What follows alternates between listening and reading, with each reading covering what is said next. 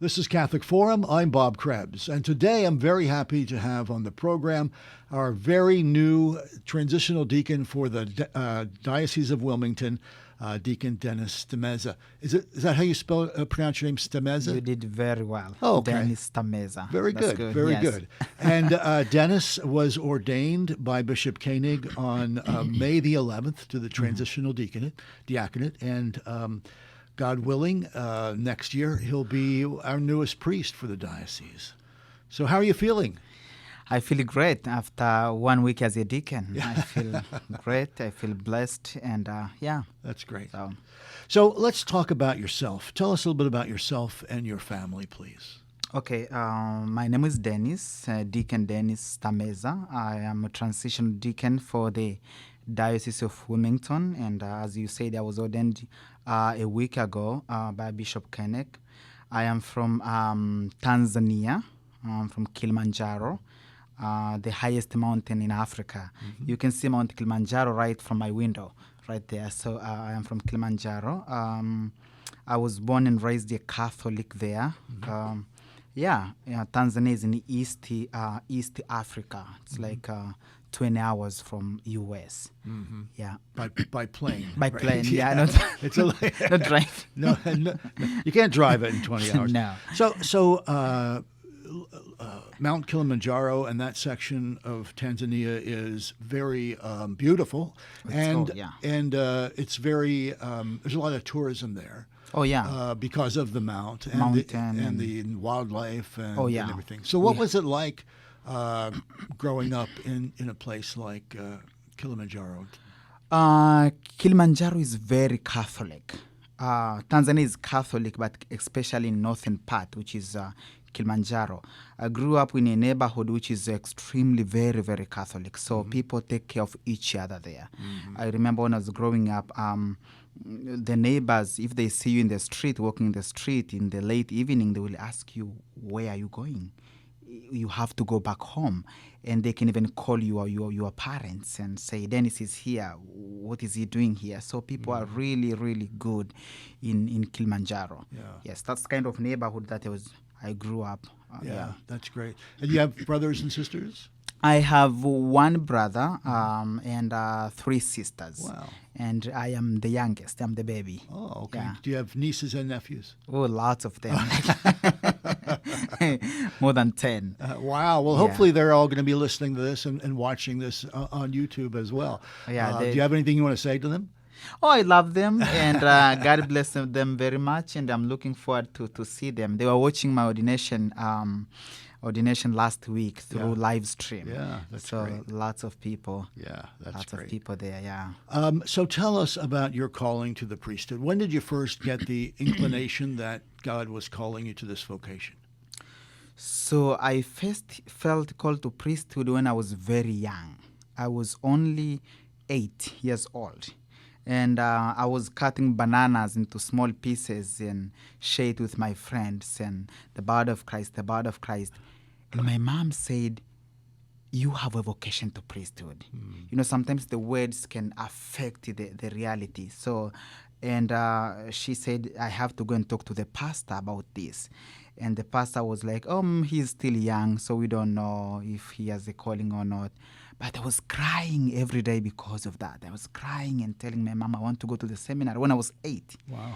So and then my mom said she went back to the pastor, and she said to the pastor, this young man is crying so much. And the pastor said, we have to help him through our prayers and support and everything.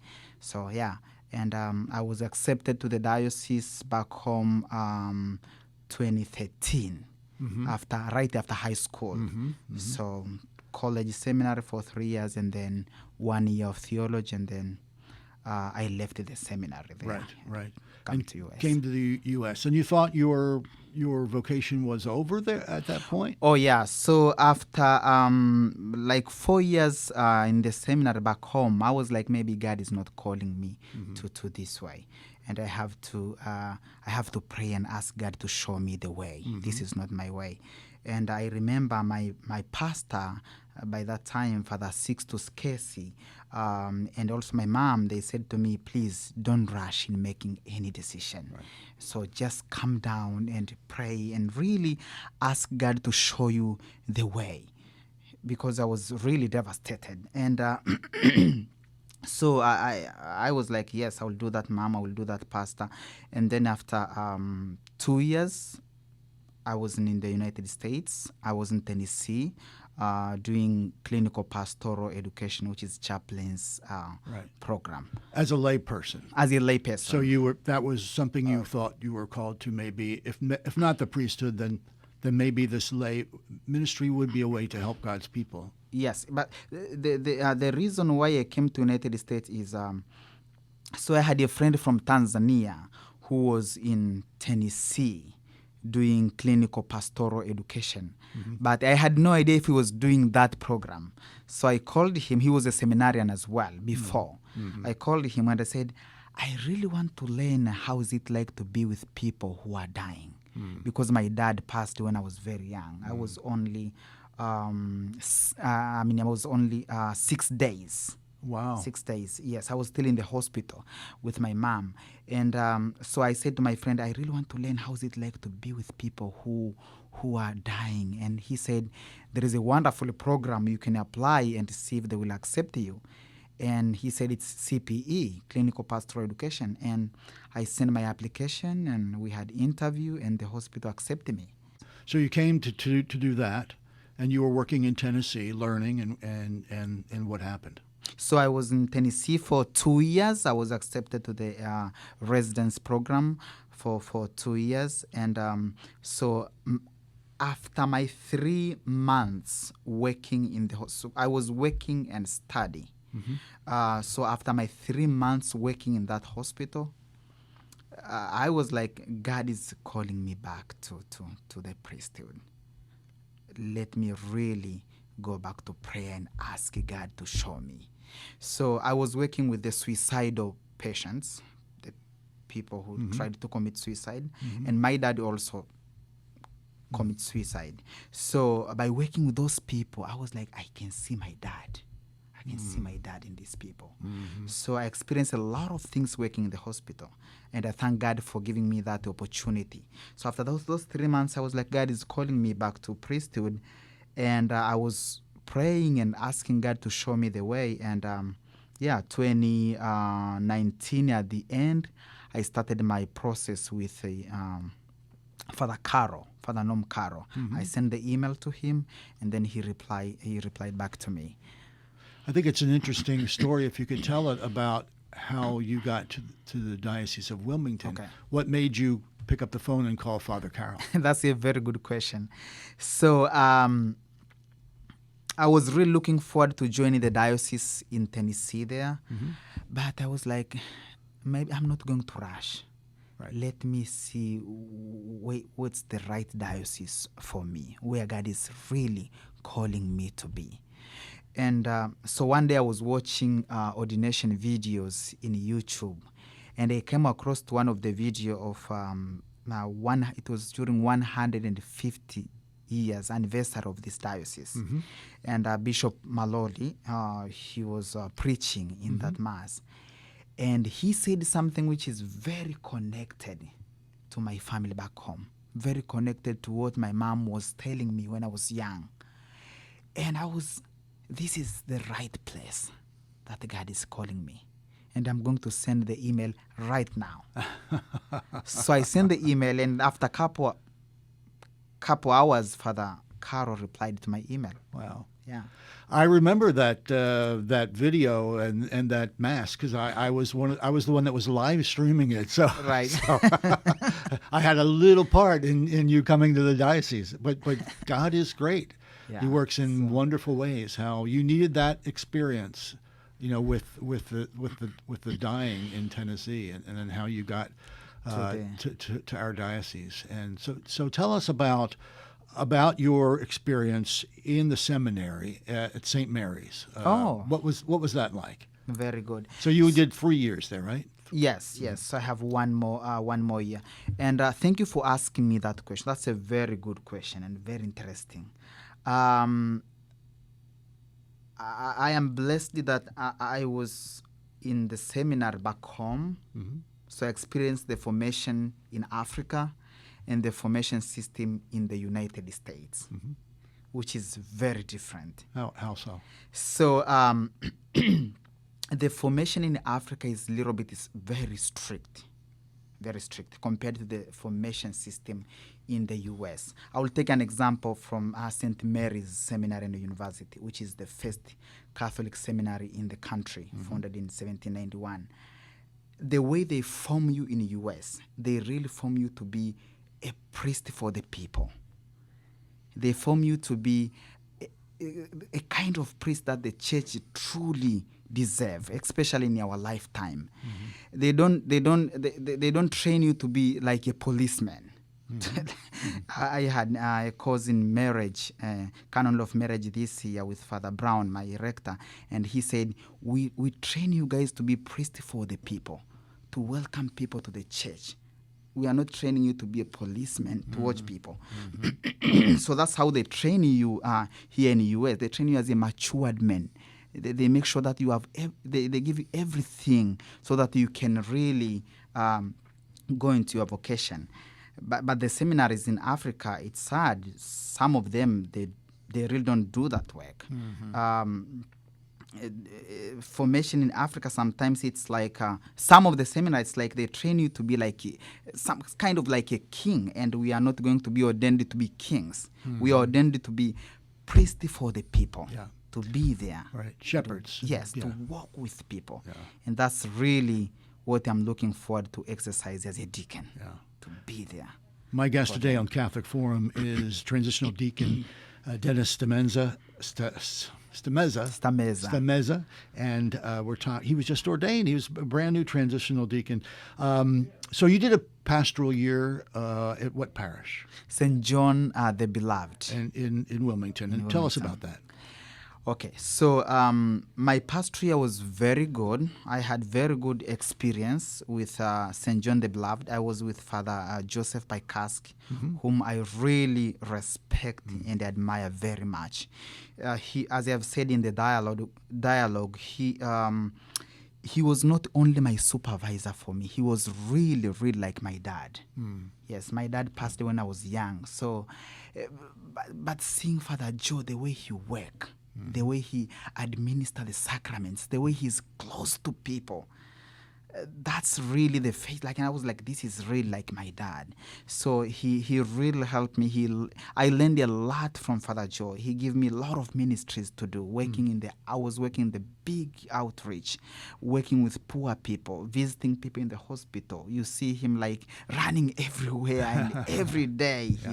So that was a very good experience. And I thank God for the vocational office for giving me that opportunity to go there and learn from that great priest and great people. Do you have any favorite saints or favorite devotions? Oh, I do. My favorite saint is Saint Teresa of Lisieux.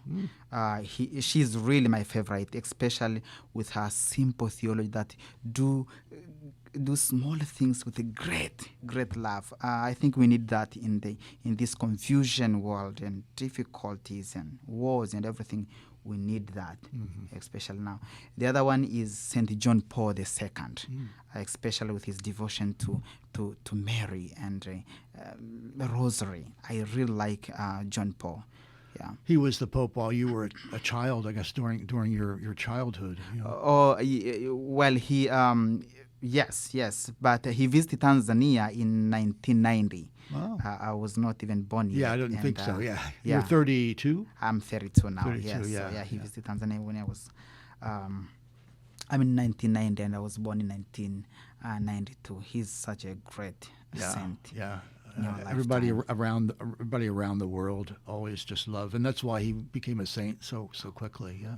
How about prayers or devotions? Okay, that's a good question too. So my big devotion is Rosary to the Blessed Mother. So in Africa we have something we call Christian communities. So like there is like 10 house close neighbors, 10 neighbors, and they gather together every weekend and they pray Rosary. So that's something the African bishops started long time ago. So we do that in Africa, and since when I was born, so we were doing that up to now. When I remember when I was also growing up back to Tanzania, when I was going to the bed during night time, my mom will bring rosary to us and say, carry the rosary in your hand, pray until you fall asleep. And then when you wake up, continue praying the rosary. So that's my great devotion. My mom used to tell me if you fell asleep praying the rosary, your guardian angel will finish it for you. I don't know whether that's true, but it sounds good to me. So now that you're in your diaconate year, you're still going to be you're going back to school in the fall, right? Back to St. Mary's. Yes. For another year. And then also, will you be doing parish ministry on weekends? Okay. So right now I'm going to start my assignment in Dover, in Holy Cross, and that's a summer assignment. That's summer assignment for almost 10 weeks, and I'm really looking forward for that. I've never been in that side of the diocese. Of course, I've been there for like Christmas and everything, but not for the assignment. Yeah. So this is an opportunity for me to go there and learn from the other side of the diocese, from other people. And so after that, I will go back to the seminary to finish my last year of formation. And also I'll be working in the parish in Baltimore. I'm still waiting for the assignment, but yes, so I'll be working in the parish as a deacon. What subject are you covering this year in school, in classes? Oh, that's a great question. So this year, as my final year, we are going to have the courses which are very close and deep to priesthood. It's very important. For example, we're going to have Eucharist, to study about the Eucharist, anointing of the sick, theology of ministry and the priesthood. All those courses will get us much deeper into theology of priesthood. Right. Yeah. And then, God willing, next May, you'll be ordained a priest. Yeah, God willing. Yes. I'm really looking forward for that. That's so exciting. What are you looking forward to the most that the priesthood will give you, or that you can give to the priesthood? Okay, that's a good question too. I'm really looking forward to celebrate Holy Mass. Yeah. To really consecrate the body and blood of Christ and share with those who are around me. And also, I'm looking forward to hear confessions. I know there are so many things going on in the world today with this confusion world and difficult and everything. And some of these things going on in the world, they tend to push people away from the church. So I want to meet these people and bring them back to faith through the sacrament of reconciliation by the grace of God. Yeah. That's wonderful. What advice would you give to a young man who might be thinking, maybe he's not like you, where he had this vocational calling from very young age, maybe he's older, maybe 20s or 30s, and they think, I might have a vocation to the priesthood. What advice would you give him? So it is interesting because last week I was talking to a young man and he mentioned to me that, Dennis, I felt like I have a vocation, but I don't know what to do. And I said to him, just do not be afraid. Just stand up and talk to someone. Talk to your parents. Go and talk to your priest, to your parish priest. Talk to the vocation director. Everyone is there to help you. You have a lot of resources around you. It's just a matter of you to just stand up and say, I feel this call. And people will help you to discern that. The church will help you to show you the way, what to do. And so do not be afraid. Just be not afraid. Sounds like something that Pope John Paul II would say. Yeah. Who is my favorite. Yeah. Just give it a try. Yeah, sure, Yes. Absolutely. And pray. Yeah. Right. Anything else you'd like to say to maybe a family or friends back in Tanzania who might be watching this on the internet? I would like to say to my parents and to my siblings that I love them very much, and please pray for me as I'm looking forward to my ordination next year, God willing. And I'm praying for you, and I'm looking forward to see you sometime soon, maybe next year. Do you think they'll be able to come for your ordination next year? Yeah, so we are trying really hard to see if they will be able to attend the ordination. This year it was not possible. Yeah. They were refused visas, but I hope next year Yeah, that would be great. they will be here. Yeah. At least my mom Yeah. and my brother. Yeah, can't bring all of the I know. the nieces and nephews. Well, Deacon Dennis, thanks so much for being with us today on Catholic Forum. It was a Thank great you. honor to get to know you. I enjoy your enthusiasm and the spirit that you have, and we wish you a very successful and blessed diaconate year, and we look forward to next year you becoming one of our priests. Thank you very much. Thank you for having me.